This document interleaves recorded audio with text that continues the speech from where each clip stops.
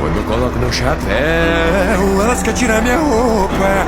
Querem ser o meu paieiro, pra não sair da minha boca. É claro, uma é pressão.